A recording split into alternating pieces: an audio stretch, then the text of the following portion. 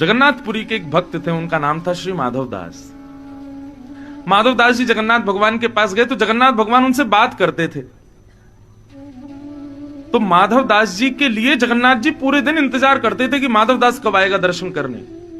और जैसे ही माधव दास आते थे ना, तो श्री जगन्नाथ भगवान ऐसे बैठे बैठे ऐसे ऐसे झूमते थे, मेरा माधव आ गया, मेरा माधव दास आ गया। इतना प्रेम माधव दास से करते थे जगन्नाथ जी।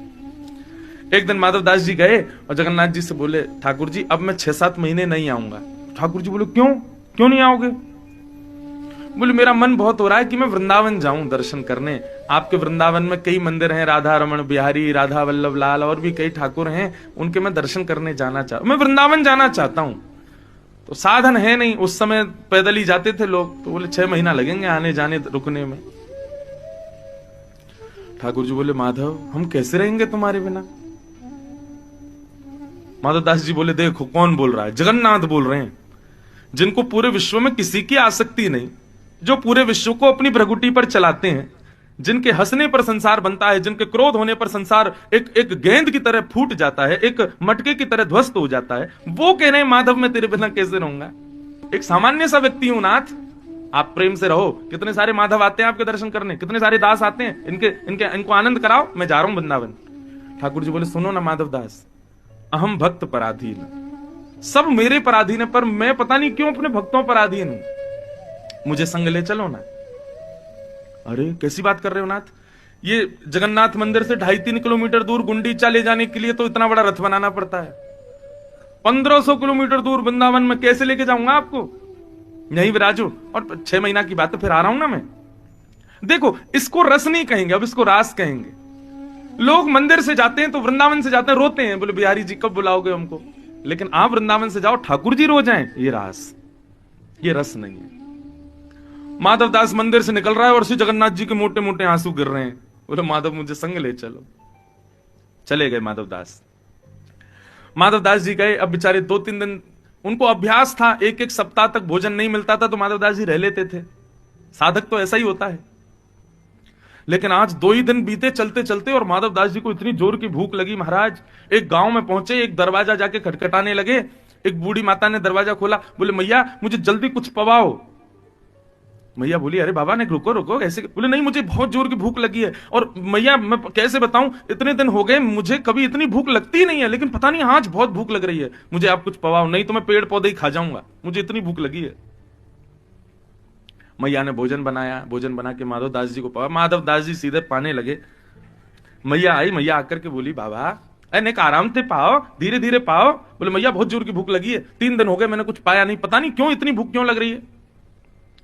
मैया बोली, बाबा सारा भोजन अकेले पाओगे, इसको नहीं पवाओगे?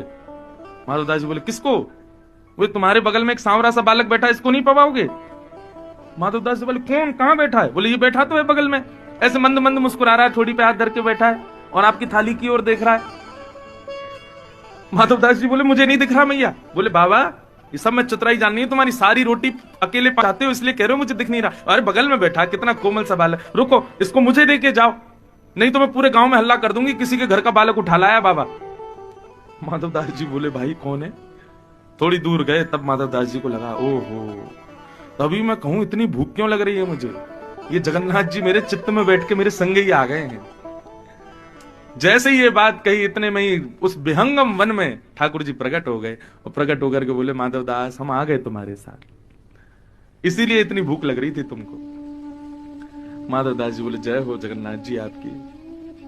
बोले, वहां तो अब हमारी विग्रह विराज रहा है, 6 महीना हम तुम्हारे संगी रहेंगे। अब माधव दास जी बोले, क्या करें, मैं इसीलिए तो नहीं ला रहा था आपको, क्योंकि हमको तो अभ्यास है 6-6 दिन कुछ नहीं मिले तो रह लेते हैं। अब आप आ गए हो, अब हर 2 दिन में क्या, हर 2 घंटे में भूख लगेगी मुझे, क्योंकि संग चल रहे हो मेरे। और माधव दास जी का वही हुआ, अगले गांव में जाकर के बेचारों ने कुछ चने लिए, कुछ भिक्षाएं ली, रखी अपने पास। क्यों? हर 2 घंटे में भूख लग गया उनको। ठाकुर जी तो 8 बार भोजन करते हैं दिन में। वृंदावन पहुंचे, वृंदावन आते ही माधव दास जी बोले, पहले बिहारी जी का दर्शन करूंगा, सारे मंदिरों में जाऊंगा। लेकिन आते ही भूख लगने लगी, क्यों ठाकुर जी चल रहे हैं संग में। माधव दास जी बोले, मैं तो परेशान हो गया खा खा के, इतनी भूख लगती है इनको। बेचारे जमुना जी किनारे गए और चने भून करके उन चनों को ही पाने लगे। माधव दास जी जैसे ही गए बिहारी जी के मंदिर में, निधिवन राज में बिहारी जी विराजते थे। पहले निधिवन में बैठते थे ठाकुर बिहारी जी, फिर बाद में मंदिर में विराज गए। तो निधिवन राज में जब गए, कपाट बंद थे बिहारी जी के, स्वामी श्री हरिदास जी सेवा कर रहे थे। स्वामी जी निकल के बाहर आए, दर्शनार्थी बैठे थे। स्वामी जी बोले, भाई तुम में से माधवदास कौन है? माधवदास जी बोले, मैं हूं माधवदास। बोले इधर आओ। बोले तुमको पता है आज ठाकुर जी भोग नहीं लगा रहे, हमारे बिहारी जी भोग नहीं लगा रहे। बोले तो मेरे से कोई अपराध हो गया? बोले हाँ, हमने ठाकुर जी से कहा ठाकुर जी भोग क्यों नहीं लगा रहे? ठाकुर जी बोले माधवदास ने रूखे चने खिला दिए मुझको, इसलिए मुझे भूख नहीं लग रही है। मेरे रूखे चनों से ही पेट भर दिया उसने। माधवदास जी भाव विभोर हो गए। बंधुओं, इसको रस नहीं कहते, इसको कहते हैं रास। जहां अपने भक्त के अधीन ठाकुर जी रहें वो रास।